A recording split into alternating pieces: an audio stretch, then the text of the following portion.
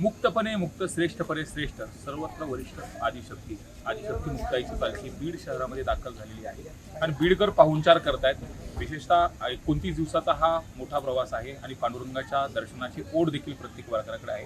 माझ्यासोबत दिंडी चालक आहे, प्रमुख आहे हरणे महाराज. काय सांगाल, हा सोहळा आहे आणि आज बीडमध्ये तुम्ही या ठिकाणी आलेला आहे. दिवाळीच्या पद्धतीने सगळे वारकऱ्यांचे स्वागत करतात. आदिशक्ती मुक्ताई महान एक संत आहे आणि संत जेव्हा येत असतात, संत येतील घरा तोची दिवाळी दसरा, तुका म्हणे आली घरा तोची दिवाळी, साधू संत येतील घरा. आदिशक्ती मुक्त महान संत आहे. जेव्हा ते बीड शहरामध्ये येतात, दिवाळीसारखं वातावरण असते आणि सगळे मंडळी या वारकऱ्यांचा फार मोठा सन्मान करतात, त्यांना पाहुणचार करतात. जसं आपण आपल्या घरी कोणीतरी विशेष आल्यानंतर त्यांचा पाहुणचार करतो, हे पाहून केलेला आचार. आता संत मुक्ताबाई ह्या फार महान संत आहेत आणि या रस्त्याने जाणाऱ्या एकमेव त्या संत आहेत. म्हणजे ज्ञानोबरायांचा पालखी सोहळा, तुकोबारांचा पालखी सोहळा, नाथरांचा पालखी सोहळा, निवृत्तीनाथांचा पालखी सोहळा हे या भागातून येणार. कारण एकमेव ऐशी कळवड्याची जाती करी लाभ हवीला प्रती. आदिशक्ती मुक्ताबाई हे आईचं अंतकरण असल्यामुळं विदर्भ, मराठवाडा, खानदेश, मध्य प्रदेश या भौगोलिक प्रदेशात सगळ्या भाविकांना भक्तांना सोबत घेऊन त्यांच्या उद्धाराकरता मुक्ताबाई बोट धरून त्यांना पंढरीनाथाच्या दर्शनाला देतात आणि त्यांचा मुक्काम या वाटेमध्ये बीड शहरामध्ये असतो. आजोळामध्ये आज मुक्ताई आलेली आहे, तो एक वेगळा सोहळा देखील साजरा केला जातो. आज प्रत्येक वारकरी आल्यानंतर 2 दिवसाचे मुक्काम आहे. आता एवढा मोठा प्रवास आहे आणि त्या प्रवासामध्ये आज इथं 2 दिवस वारकरी विसावणार. 6 जिल्ह्याचा जेव्हा प्रवास आम्ही करतो त्यामुळे बीड शहरामध्ये, बीड जिल्ह्यामध्ये एक अभूतपूर्व आनंद आणि सोहळा आणि स्वागत हे अनेक शतकापासून आपल्या अनुभवाला येते.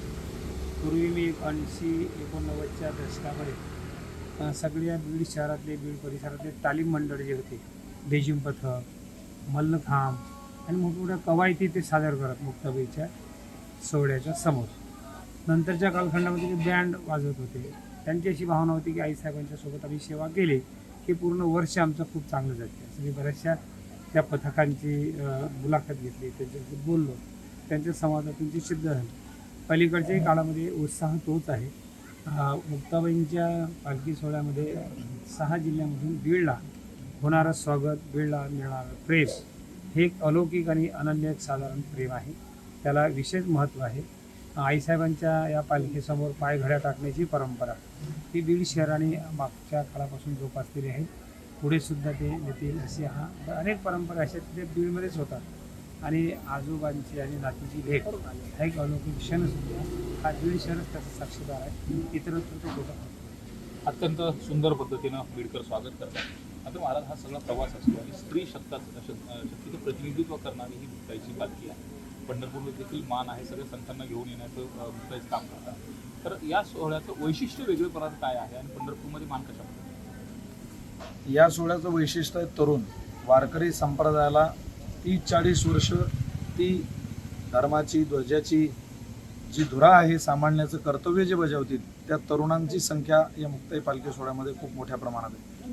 पूर्वरे हरणे महाराजांचा उद्देश आहे की जो या सोहळ्यामध्ये चालतो, नाही आपण कोणाला संत बनवू शकत, नाही आपण कोणाला देव बनवू शकत, पण माणूस द्या माझं माणूस द्या, भीक मागता प्रभू दिसला, भीक मागता मागता देव भेटतोय. पण माणुसकीचं नातं जे दिवसागणिक महाराष्ट्रातून संपत चाललं, देशातून संपत चाललं, तो माणूस घडवण्याचं काम जर आपण वाटचालीत करू शकत असलो तर मला असं वाटतं खरंच साध्य या वारीचं भगवत दर्शनाच्या आधी माणुसकीचं दर्शन घडवणारा हा पालखी सोहळा दिसला पाहिजे.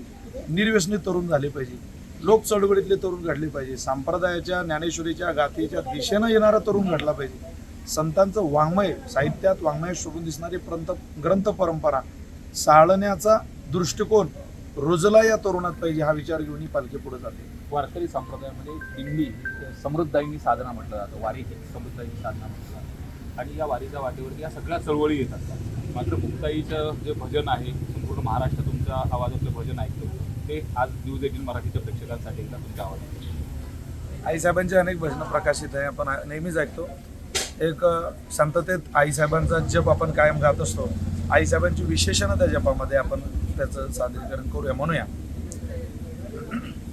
श्री संत मुक्ताई योग माया मुक्ताई मुक्ताई मुक्ताई आदिशक्ती मुक्ताई मुक्ताई मुक्ताई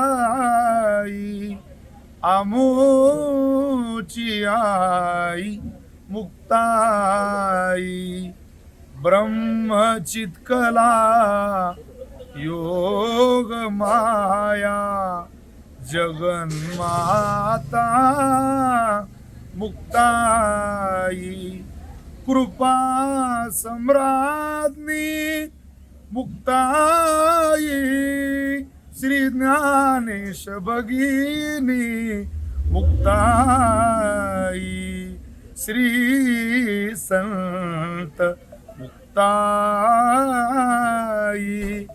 आमुची आई मुक्ताई ओ मुक्ताई मुक्ताई आदि शक्ती मुक्ताई पुंडलिक वरदा हरी विठ्ठल. महाराजांच्या सुमधुर वाणीमधून आपण मुक्ताईची स्तुती देखील ऐकलेली आहे आणि आज बीड शहर पूर्णतः मुक्ताई स्वरूप झालेलं आहे. पंढरीच्या दिशेने वाटचाल करत असताना वारकरी आज मुक्ताईच्या भक्तिरसामध्ये नाहून निघताना बीडकर पाहायला मिळतात. सुरेश जाधव, न्यूज 18 मराठी, बीड.